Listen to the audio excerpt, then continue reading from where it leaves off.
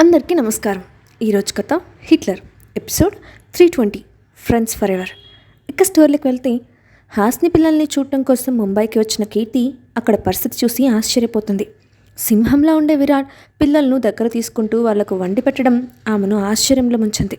అదే సమయంలో హాస్నిలా కనిపిస్తున్న వ్యక్తి మీద కోపంతో అతన్ని కలవాలని నిర్ణయించుకుంటుంది. ఇంతలో అతని కారు లోపలికి రావడం గమనించి వేగంగా అక్కడికి వెళ్ళిన కీర్తి అద్దంలో నుండి కనిపిస్తున్న వ్యక్తిని చూసి షాక్తో బిగుసుకుపోయింది. ఇదేలా సాధ్యం? హాస్ని వాళ్ళ నాన్నకి సింగిల్ చైల్డ్, మరి ఒకేలాంటి పోలికలతో ఆ అబ్బాయి ఎక్కడి నుండి వచ్చాడు అనుకుంటూ ఆశ్చర్యంతో కళ్ళు పెద్దవి చేసింది. అదే సమయంలో ఆమెను చూసిన హాస్ని కూడా ఆశ్చర్యపోయింది. కీర్తి ఇక్కడికి ఎందుకు వచ్చింది? ఎవరి కోసం వచ్చింది? కొంపతీసి నా గురించి తెలిసిపోయిందా అని ఆలోచిస్తూనే కన్నీళ్లతో చూసింది. అందరినీ వదిలి వచ్చేసిన కొత్తలో కీర్తి గుర్తుకొచ్చి బాధపడింది. కానీ రాను రాను పిల్లల పెంపకంలో ఉద్యోగంలో ఒత్తిడితో సతమతమైన ఆమె కాలక్రమంలో మర్చిపోయింది. మళ్ళీ ఇన్నేళ్ల తర్వాత చూడటంతో ఒక్కసారిగా పాత రోజులన్నీ గుర్తుకొచ్చాయి. అయితే కీర్తి వేగంగా వెళ్తున్నప్పుడే ఆమెను ఆపాలని ప్రయత్నించిన దాస్ ఆఖరి నిమిషంలో ఆగిపోయి, నన్ను అడ్డుమైన తిట్లు తిట్టావు కదా, ఇప్పుడు ఏం చేస్తావో నేను చూస్తాను. హాస్ని మేడం నువ్వు గుర్తుపడతావో లేక గొడవ పడతావో చూడాలని ఈగర్గా వెయిట్ చేస్తున్నాను. Come on, start your acting darling అని నవ్వుకుంటూ ఒక కార్కి ఆనుకొని నిలబడ్డాడు. కాసేపటికి షాక్ నుండి బయటకు వచ్చిన కీర్తి పాప వేగంగా అతను కూర్చున్న డోర్ వైపు వెళ్ళి చేతితో గ్లాస్ మీద కొట్టి, హలో బాబు, నీతో మాట్లాడాల్సిన విషయం ఒకటి ఉంది, కాస్త డోర్ ఓపెన్ చేసుకొని దిగుతావా అని కోపంగా అడిగింది.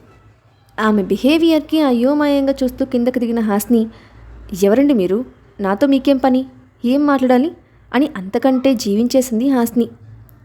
ఇదిగో అబ్బాయి, నీ పేరేంటి, ఎందులో ఉద్యోగం చేస్తున్నావు అని పొగరుగా అడిగింది కీర్తి. అబ్బాయా, అదేం పిలుపు, నాకంటూ ఒక పేరుంది, కావాలంటే ఆ పేరుతో పిలువు, అంతేకాని అబ్బాయి దబ్బాయి దబ్బకాయ అని తిక్కగా పిలిస్తే ఊరుకోను అని ముఖాన్ని సీరియస్గా పెట్టి దాస్ వైపు చూసింది హాస్ని. హలో మిస్టర్ మాలోకం, నీ పేరు తెలియకే ఆ అబ్బాయి అని పిలిచి మరీ పేరు అడిగాను. నువ్వు మా హాస్నిలాగా బ్రెయిన్లెస్ లాగా మాట్లాడినంత మాత్రాన ఆ అమ్మాయి అయిపోవు కదా. అయినా అలా పిలిచానని ఎందుకంత ఫీల్ అవుతున్నావు, కొంపతీసి నువ్వేమైనా తేడానా అని అదో రకంగా చూసింది. ఓట్, నీకేమైనా పిచ్చా, మధ్యలో హాస్ని ఎవరు, తన గురించి ఎందుకు మాట్లాడుతున్నావు?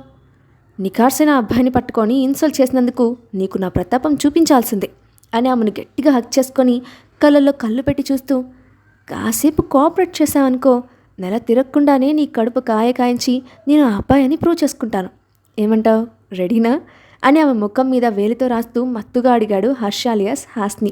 ఏయ్, నువ్వేంటి ఇంత తేడాగా ఉన్నావు, ఈ వాటంతోనే సింహం లాంటి విరాట్ గారిని పడేశావా, ముందు నాకు దూరం జరుగు, నీతో ముఖ్యమైన విషయం మాట్లాడాలి అని నత్తిగా మాట్లాడుతూ అతని నుండి దూరంగా జరగడానికి ప్రయత్నించింది కీర్తి.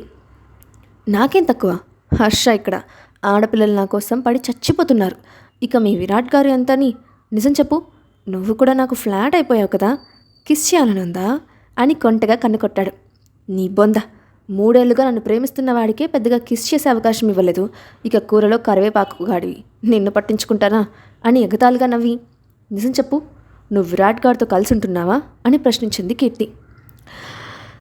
అవును, నేను లేకపోతే ఆయన లైఫ్కి అర్థమే లేదని తెగ బాధపడ్డారు, అందుకే జాలి తలిచి నాతో ఉంచుకున్నాను, అయినా ఆ విషయం గురించి నువ్వెందుకు అడుగుతున్నావు, నీకేంటి సంబంధం అని డౌట్గా చూసింది హర్ష. ఒక మగాడివై ఉండి మరొక మగాడితో సహజీవనం చేయడానికి సిగ్గులేదా?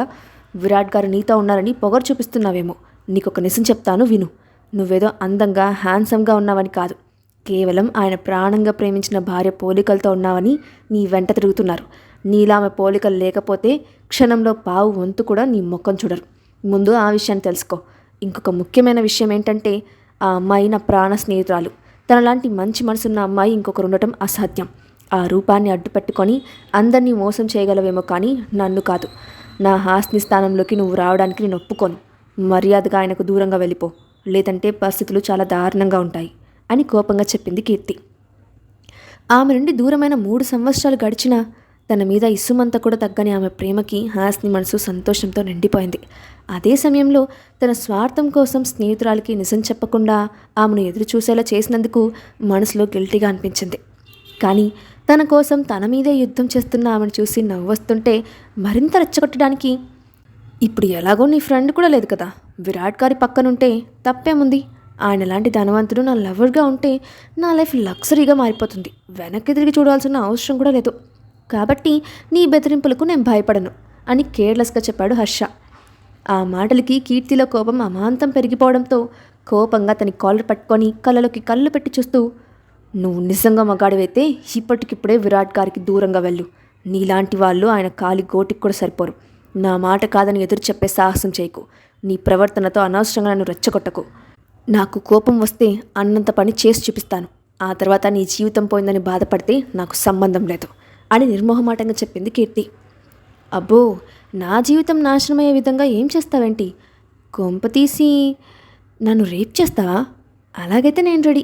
ఇంత అందమైన అమ్మాయి తనంతట తానుగా నా దగ్గరికి వస్తే వద్దని చెప్పడానికి నేనేమైనా మూర్ఖున్నా? పైగా నిన్ను చూసిన దగ్గర నుంచి నా గుండె ఒకటే ప్రేమ గొడవ చేస్తోంది. నిన్ను సొంతం చేసుకోమని తెగ గొడవ చేస్తుంది. బహుశా లవ్ ఎట్ ఫస్ట్ సైట్ అంటే ఇదేనేమో అని పరవశంగా ఆమె ఎర్రటి పెదాలు పట్టుకొని గట్టిగా గిల్లాడు హర్ష. అతన్ని దయ్యంలాగా చూస్తూ, రే, నీకేమైనా పిచ్చెక్కిందరా పిచ్చి సన్నాసి? అసలు నీ గురించి నువ్వేమనుకుంటున్నావురా? కీర్తి అంటే అల్లాటప్ప అమ్మాయి అనుకున్నావా? డైనమైట్ లెక్క. ముట్టుకుంటే మాడి మస్ అయిపోతావు. నీకు ప్రాణాల మీద ఆశ లేకపోతే నాతో పెట్టుకో. చక్కగా నీ శరీరాన్ని ముక్కలు ముక్కలు చేసి జంతువులకు ఆహారం వేస్తాను. అందుకు సిద్ధమైతేనే నన్ను ఫ్లడ్ చేయి అని మరింత రెచ్చగొట్టింది కీర్తి. అవునా, సరే. అయితే ఈ పంచాయతీ ఏదో విరాట్ గారి ముందే పెట్టుకుందాం పదా. పనిలో పనిగా నన్ను వెళ్ళిపోమన్నావని కూడా చెప్తాను. అప్పుడు ఆయనే నీకు బాగా బుద్ధి చెప్తారు అని బెదిరిస్తూ ఆమె చేయి పట్టుకున్నాడు హర్ష. ఇప్పుడు ఆయన దగ్గరికి ఎందుకు? కోట్లలో బిజినెస్ చేస్తారు, క్షణం కూడా ఖాళీ ఉండదు. అలాంటిది నీ పనికి మాలిన సుత్త ఆయన వింటారని అనుకుంటున్నావా? నీ ముఖానికే నేనే ఎక్కువ, కాబట్టి ఇక్కడే తెలుసుకుందాం అని చెప్పింది కీర్తి. ఇంత సోది చెప్పే బదులు భయమని ఒప్పుకోవచ్చు కదా. అవునులే, నువ్వు ఏది పడితే అది మాట్లాడితే వినడానికి ఆయనేమి దాస్ కాదు కదా అని ఎగతాళిగా నవ్వాడు హర్ష. నీకు మా ఇద్దరు రిలేషన్ గురించి ఎలా తెలుసు? తను చెప్పాడా అని దాస్ వైపు వేలు చూపిస్తూ కోపంగా అడిగింది కీర్తి. అవును, లేకపోతే ఈ విషయం నాకెలా తెలుస్తుంది? నీకో సీక్రెట్ చెప్పనా? మీకు కాబోయే భర్త కూడా నాకు మంచి ఫ్రెండే అని చెప్పాడు హర్ష. అంటే నువ్వు విరాట్ గారిని కాదు, నా దాస్ని కూడా పటాయించావా? ఎవరిని వదలవా అని కోపంగా అడుగుతూ అతని పీక పట్టుకుంది కీర్తి.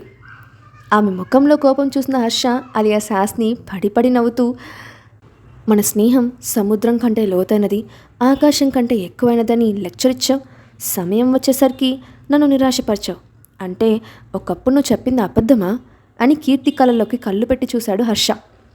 దాంతో ఒక్కసారిగా అతని షర్ట్ కలర్ వదిలేసి వెనక్కి అడుగులు వేస్తూ, ఈ మాటలను నేను హాస్నికి చెప్పాను. అవని నీకెలా తెలిసాయి? అంటే నువ్వు హాస్నియా అని అపనమ్మకంగా అడిగింది కీర్తి. ఇప్పటికి అర్థమైందా? నేను నీ బెస్ట్ ఫ్రెండ్ హాస్ని అని నవ్వుతుండగా ఆమెను చూసి, ఆ రోజు నువ్వు బాంబ్లెస్లో చనిపోయావని చెప్పారు, ఇది ఎలా సాధ్యం? అసలు అబ్బాయిగా ఎలా మారిపోయావు అని అడుగుతూ ఆమెను హత్తుకొని గట్టిగా ఏడ్చేసింది. ఇదంతా కల కాదు, నా హాస్ని తిరిగి వచ్చేసింది, ఇందులో అబద్ధం ఏం లేదు కదా అని వెక్కుతూ అడుగుతున్న ఆమెను చూసి హాస్నికి కూడా కన్నీళ్ళు వచ్చేశాయి. ప్లీజ్ ఏడవకే, నేను నిజంగా నీ ఫ్రెండ్నే. ఇదంతా ఒక పెద్ద కథ, నేను తర్వాత ఎప్పుడైనా చెప్తాను.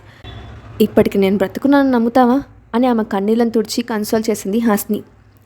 కాసేపటికి తేరుకున్న కీర్తి కోపంగా ఆమె వైపు చూస్తూ, ఉస్సే రాక్షసి, పిశాచి, అసలు నీ గురించి నువ్వు ఏమనుకుంటున్నావే? 3 ఏళ్లుగా నువ్వు ఉన్నావో పోయావో తెలియక పిచ్చిదాంట్లో తయారైతే నా దాస్ నన్ను నార్మల్గా మార్చాడు. నీ గురించి కన్నీళ్లు పెట్టని క్షణం అంటూ లేదు. హఠాత్తుగా నీ పిల్లలు బ్రతికున్నారని తెలిసి పరిగెత్తుకుంటూ ఇక్కడికి వచ్చాను. ఇక్కడ చూస్తే తమరి దర్శనం భాగ్యం కలిగింది. పైగా వెధవ టీజింగ్ ఒకటి. నిన్ను చంపేసిన పాపం లేదే? నీకోసం తప్పిస్తున్న వాళ్ళను ఇంకా ఇంకా ఏడిపించడానికి సిగ్గులేదా? సుత్తి ముఖం దానివి, కుళ్ళిపోతు ముఖం దానా, నేను చూస్తూ ఉంటేనే నాకు మండిపోతోంది. నీ ముఖం నాకు చూపించకు పో అని కోపంగా అంటూ ఆమె వీపు వంచి 2 గుద్దులు గుద్దింది. ఆమె నుండి తప్పించుకోవడానికి పారిపోతున్న హాస్నిని ఒక కర్ర తీసుకొని వెంట తరిమి తరిమి కొట్టింది కీర్తి. ఆ దెబ్బలు గట్టిగా తగులుతుంటే, అమ్మా, అబ్బా కీర్తి అని మూలుగుతూ, ప్లీజ్ నన్ను వదిలేవే, సారీ చెప్తున్నాను కదా, నన్ను క్షమించు, అబ్బా కీర్తి ప్లీజ్, నొప్పి తగులుతుందే అని పరిగెడుతూ వేడుకుంది హాస్ని. నేను అంత సింపుల్గా వదిలేస్తే నా పెయిన్ ఎలా అర్థమవుతుంది? ఇన్నేళ్లలో నేను ఒకదాన్ని ఉన్నానని నీకు అసలు గుర్తులేదు కదా? అసలు నిజంగా నువ్వు నా బెస్ట్ ఫ్రెండ్ అనుకుంటే ఒక్కసారైనా ఆలోచన వచ్చేది. నేను పిచ్చిదానిలాగా నీ గురించి ఏడ్చి ఆరోగ్యం చెడగొట్టుకున్నాను. నువ్వేమో హ్యాపీగా అవతారం మార్చుకొని నీ పిల్లలతో ఎంజాయ్ చేస్తున్నావు. చాలా మారిపోయావే, నువ్వు నా హాస్ని కాదు, ఐ హేట్ యు అని అప్పటి వరకు ఆమెను ఆపకుండా వాయించిన కీర్తి ఒక్కసారిగా కింద కూర్చొని గట్టిగా ఏడ్చేసింది. అది చూసిన హాస్ని ఆమెను హక్ చేసుకొని, అప్పుడు నేనున్న పరిస్థితుల్లో అంతగా ఆలోచించలేదే, నిన్ను బాధ పెట్టినందుకు ఐఎమ్ వెరీ సారీ, ప్లీజ్ నువ్వు ఏడవకు అని ఆమెను కన్సోల్ చేసింది. ఇన్ని సంవత్సరాలుగా మోస్తున్న బాధ ఒక్కసారిగా తీరిపోవడంతో ఆమెకు రిలీఫ్గా అనిపించింది. కాసేపటికి ఇద్దరు గార్డెన్లో ఒక బెంచ్ మీద కూర్చున్న సమయంలో, ఇప్పుడు చెప్పు, ఇదంతా ఏంటి? అందరినీ కాదని ఇంత దూరం ఎందుకు వచ్చేసావు? కనీసం పిల్లల గురించి కూడా అసలు మాకు ఎందుకు తెలియలేదు? విరాట్ గారు ఒక వ్యక్తితో ఉన్నారని విని చాలా షాక్ అయ్యాను. నీ విషయంలో సిన్సియర్గా ఉండే వ్యక్తి ఇంకొకరికి నీ స్థానం ఇవ్వడం అస్సలు నచ్చలేదు. కానీ ఇక్కడికి వచ్చాక నువ్వని తెలిసి చాలా హ్యాపీగా ఉంది. నిజానికి నేను ఇక్కడికి రావడానికి మొదటి కారణం పిల్లలైతే, రెండవ కారణం నిన్ను కలవడమే. అసలు నువ్వు హెలికాప్టర్ నుండి దూకిన రోజు అసలు ఏం జరిగింది? ఎందుకని ఇన్ని సంవత్సరాలుగా నువ్వు చనిపోయావని అందరినీ నమ్మించావు? కనీసం పిల్లల గురించి కూడా బయటకు తెలియనంత అవసరం ఏమొచ్చింది అని ప్రశ్నించింది కీర్తి. ఇప్పుడు ఇవన్నీ డిస్కస్ చేస్తే తెల్లారిపోతుంది. నువ్వు ఇంకొన్ని రోజులు ఇక్కడే ఉంటావు కదా, ఈలోపు తీరిగ్గా చెప్తాను. ప్రస్తుతం అవన్నీ తలుచుకొని బాధపడే ఓపిక నాకు లేదే.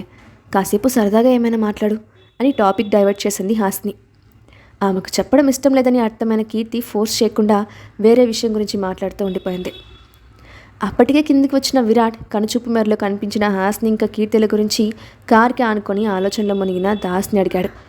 సడన్గా వచ్చిన అతన్ని చూసి అలర్ట్ అవుతూ, అక్కడున్నారు సార్, చాలాసేపటి నుండి మాట్లాడుతూనే ఉన్నారు, నోటికి అసలు రెస్ట్ ఇవ్వట్లేదు అని వాళ్ళున్న వైపు చూపించాడు దాస్. అంతగా దేని గురించి మాట్లాడుతున్నారు వాళ్ళు? నువ్వేమైనా విన్నావా అని అడిగిన విరాట్ వైపు వింతగా చూస్తూ, ఆల్రెడీ ట్రై చేశాను సార్, 2 నిమిషాలకే మెంటల్ వచ్చింది. ఇంకాసేపు అక్కడే ఉంటే పిచ్చి హాస్పిటల్కి వెళ్ళడం ఖాయమని భయపడి వచ్చేశాను. మీకు కూడా క్యూరియాసిటీ వస్తుందంటే మీలో కూడా చాలా మార్పు వచ్చింది సార్ అని చెప్పి గబుక్కున తలదించుకున్నాడు దాస్. అది ఆతృత కాదు, జాగ్రత్త. మీ మేడం అందరి విషయంలో చాలా మారింది.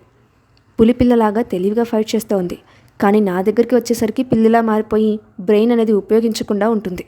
ఇప్పుడు అసలే ఫ్రెండ్ వచ్చింది కదా, పాత లక్షణాలు ఏమైనా బయటికి వస్తాయేమోనన్న భయంతో ఆమెను కంట్రోల్ చేయడానికి ముందు జాగ్రత్తగా వచ్చాను అని సీరియస్గా చెప్పి సైలెంట్గా వాళ్ళ వెనక్కి వెళ్ళిన విరాట్ ఆమె నోట్లో నుండి వచ్చిన మాటకి కోపంతో రగిలిపోయాడు. అసలు విరాట్కి అంత కోపం రావడానికి కారణం ఏంటి? ఇప్పుడు హాస్ని పరిస్థితి ఏంటి? కీర్తి స్నేహితురాలు మనోగతం తెలుసుకుంటుందా? పిల్లలకి కీర్తిని ఏమని పరిచయం చేస్తుంది? కీర్తికి ఇంకా ఎన్ని షాక్స్ వస్తాయి? నెక్స్ట్ పార్ట్లో చూద్దాం. ఈ స్టోరీ అప్డేట్ ఎలా ఉందో కింద కామెంట్ బాక్స్లో మీ ఒపీనియన్ని షేర్ చేయండి. అలాగే ఇలాంటి మరిన్ని స్టోరీస్ కోసం మా ఛానల్ని తప్పకుండా సబ్స్క్రైబ్ చేసి పెట్టుకోండి.